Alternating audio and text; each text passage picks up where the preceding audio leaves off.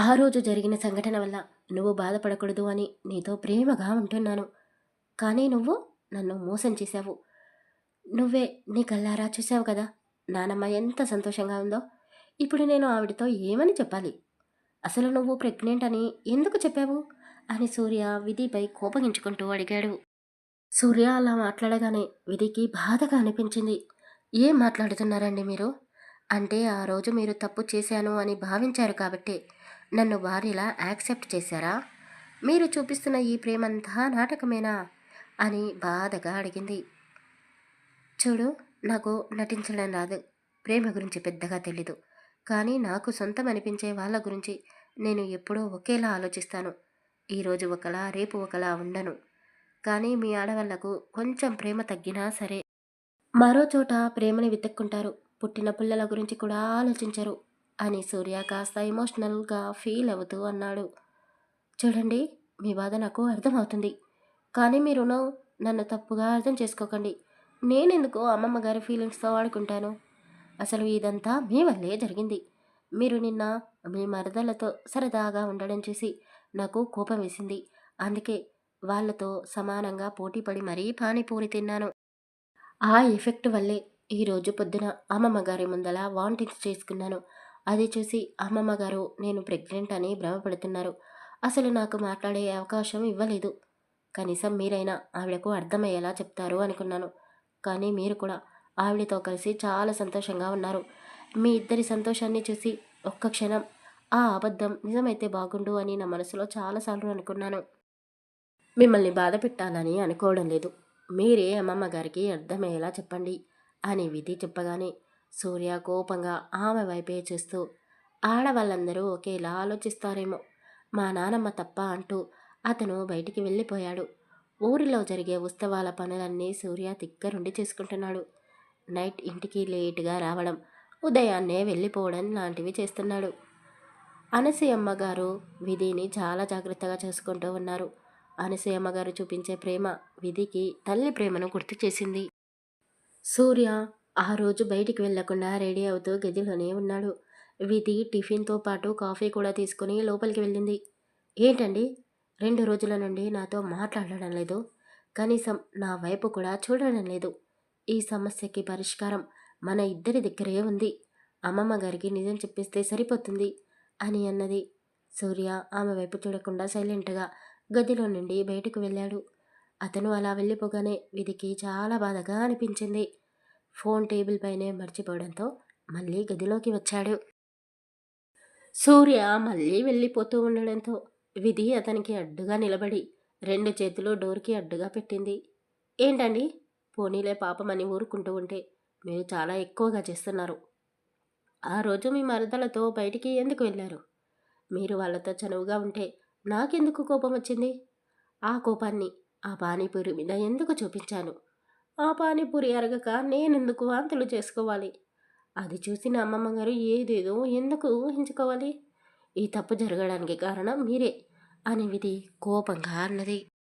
చూడండి, ఈ పొరపాటుని మనం ఇద్దరం కలిసి సరిచేయగలం. ప్లీజ్ మీరు ఇలా మౌనంగా ఉండకండి. మీతో మాట్లాడకపోతే నాకు పిచ్చి పెట్టేలా ఉంది. ప్రేమగా విధి అని పిలవకపోయినా పర్వాలేదు, కనీసం నాతో గొడవైనా పడండి. సూర్య అతని చేతిలో ఉన్న ఫోన్ని జోబులో పెట్టుకుంటూ కాలితో డోర్ని క్లోజ్ చేసి విధి నడుముని చేతితో పట్టుకొని ఆమెని దగ్గరికి లాక్కున్నాడు. నీకు వచ్చిన ఈ ఆలోచన నాకెందుకు రాలేదా అని ఆలోచిస్తున్నాను. నువ్వన్నది నిజమే. అమ్మమ్మ సంతోషాన్ని మనం పాడు చేయకూడదు. మనమిద్దరం కలిస్తేనే కదా ఈ పొరపాటుకు జవాబు దొరుకుతుంది. మన దగ్గర ఎక్కువ సమయం లేదు. నువ్వు అర్జెంటుగా ప్రెగ్నెంట్ అవ్వాల్సిందే అంటూ సూర్య ఆమెను ఇంకా గట్టిగా అదిమి పట్టుకున్నాడు. అయ్యో, ఏం చేస్తున్నారండి? నేను అంత దూరం ఆలోచించలేదు. మీతో నేను అలా చిచి ఇంకా నన్ను నేను సిద్ధం చేసుకోలేదు. ఏంటే తిక్క తిక్కగా మాట్లాడుతున్నావు? నేనంటే ఇష్టం ఉంది అంటావు, మళ్ళీ తాకగానే చీచి అంటున్నావేంటి? అయ్యో, నేను చెప్పేది ఒక్కసారి వినండి. చెప్పాల్సిన టైంలో ఏదీ చెప్పవు. ఇప్పుడు నాకు అడ్డు చెప్పకు అంటూ సూర్య ఆమె బయట చాటున ఉన్న అదరాలపై ఇంతకు ముందే అతను చేసిన గాయాలను చూస్తూ మళ్ళీ కొత్తగా పంటిగట్లని ఆమెకు బహుమతిగా ఇచ్చాడు.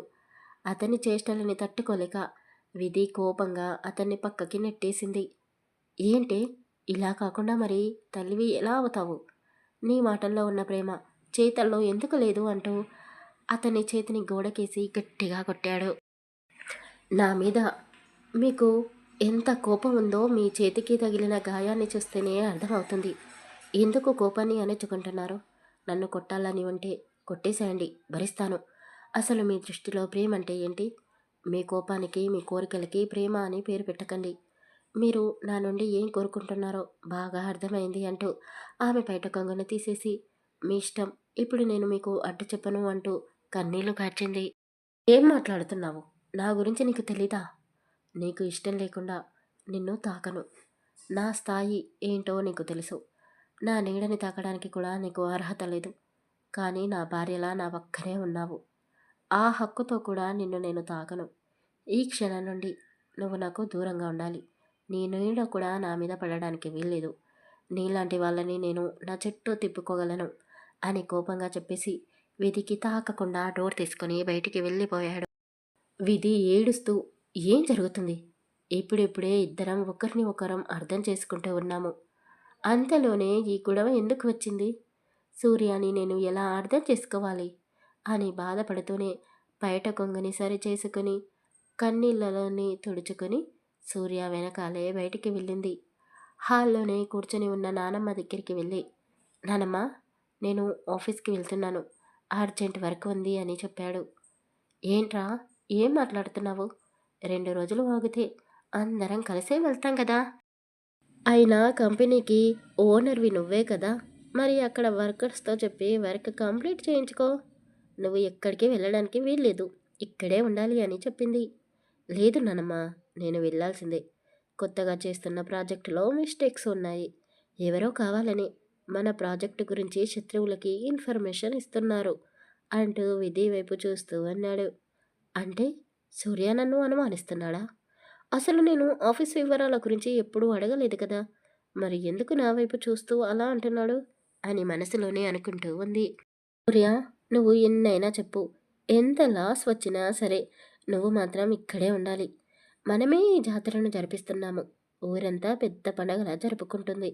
మరి నువ్వు లేకపోతే ఎలా నాన్నా అని అనసూయమ్మ బ్రతిమాలతో అడిగింది. ఉండిపోవచ్చు కదా అండి.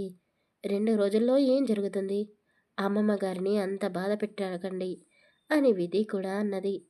సూర్య నవ్వుతూ, మా నానమ్మ బాధ గురించి నువ్వు ఆలోచించకు. నీ గురించి మాత్రమే ఆలోచించుకో. నానమ్మ, నీకు అర్థం కావడం లేదు. పోయేది కంపెనీ మాత్రమే కాదు, మనం కూడా, మనతో పాటు వర్కర్స్ కూడా రోడ్డు మీద పడతారు. ఎంత పెద్ద ప్రాబ్లమో మీకు అర్థం కావడం లేదు. నన్ను వెళ్ళనివ్వండి అని అన్నాడు. అంతలోనే వాళ్ళ ఇంటి ముందు ఒక కారు ఆగడంతో ముగ్గురు గుమ్మం వైపే చూస్తూ ఉన్నారు. మహేంద్ర గారు నవ్వుతూ, అమ్మా, ఎలా ఉన్నావు అంటూ అనసూయమ్మ గారిని పలకరిస్తూ లోపలికి వచ్చాడు. నాన్న, ఎలా ఉన్నారు అని సూర్య తండ్రిని హత్తుకుంటూ అడిగాడు. మామయ్య గారు ఎలా ఉన్నారు? మీరు ప్రయాణం బాగా జరిగిందా? అక్కడ ఎలాంటి ఇబ్బంది లేదు కదా అంటూ విధి మహేంద్ర గారికి వాటర్ ఇస్తూ అడిగింది. అతను వాటర్ తాగేసి, నా కొడుకు ఉండగా నాకు ఎలాంటి ఇబ్బంది ఉండదు అమ్మా. వీడు ఏం చేశాడో తెలుసా? నన్ను పేరుకు మాత్రమే ఎక్కడికి పంపించాడు, కానీ అంతా వీడే చేశాడు. నైట్ అంతా మేలుకొని క్లయింట్స్తో ఆడియో కాల్స్ మాట్లాడుతూ మీటింగ్స్ని పూర్తి చేశాడు.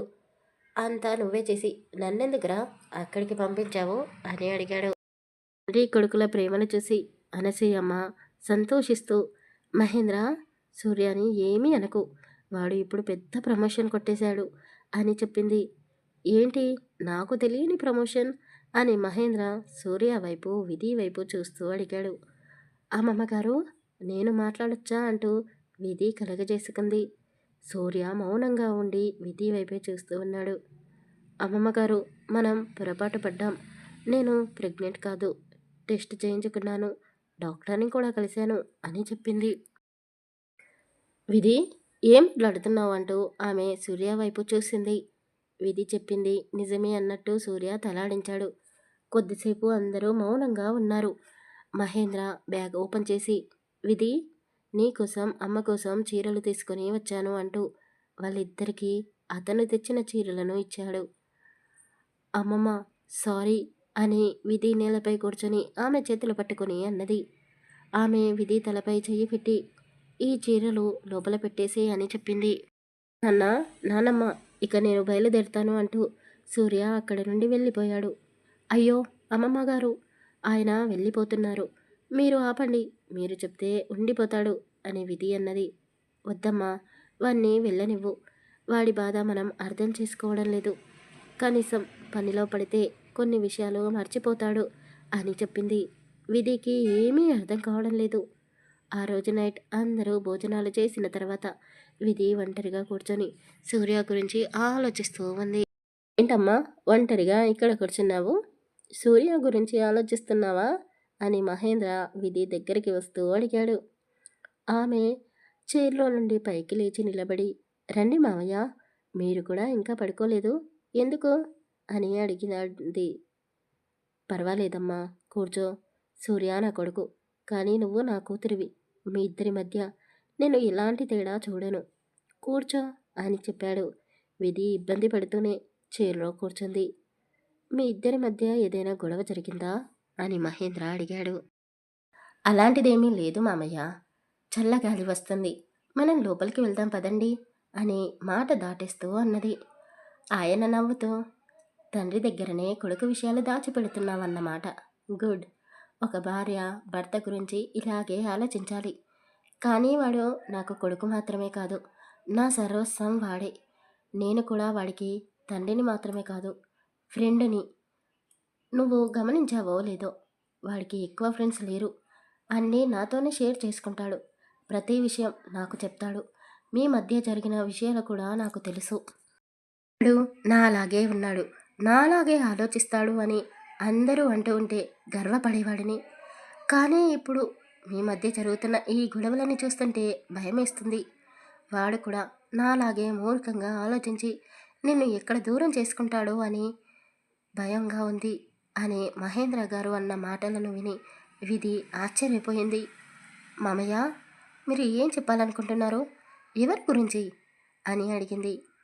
అతను ఆకాశం వైపు చూస్తూ కళ్ళల నుండి బయటికి వస్తున్న కన్నీళ్లను ఆపుకుంటూ, సూర్య వల్ల అమ్మ గురించి, ఆవిడ ఎవరో నీకు బాగా తెలుసు, అంతేకాదు ఆవిడ నీ పెళ్లి తర్వాత నిన్ను కలిసి జరిగింది మొత్తం చెప్పింది, ఆవిడ చెప్పింది నిజమే, నేనే మీ అత్తయ్యకి అన్యాయం చేశాను, ఆవిడ మనసు గాయపరిచాను, నేను ఎన్నో తప్పులు చేశాను, ఇప్పటికీ ఆమెని మర్చిపోలేకుండా ఉన్నాను, ప్రతిరోజు ప్రతి క్షణం ఆమెని తలుచుకుంటూ నేను చేసిన అన్యాయానికి శిక్ష అనుభవిస్తూ ఉన్నాను, కానీ నాతో పాటు నా కొడుకు కూడా శిక్ష అనుభవిస్తున్నాడు, తల్లిని కొడుకును వేరు చేశాను, మీ అత్తయ్య ఎంత మంచిదో నీకు బాగా తెలుసు, నేను చేసిన తప్పులన్నిటినీ క్షమించింది, కానీ నన్ను నేను క్షమించుకోలేకపోతున్నాను, వాడిని అర్థం చేసుకోవడం అంత సులువు కాదు, కానీ వాడి బాధని ఫీల్ అయితే వాడి గురించి నీకు పూర్తిగా తెలిసిపోతుంది, వాడికి భయం ఎక్కువ,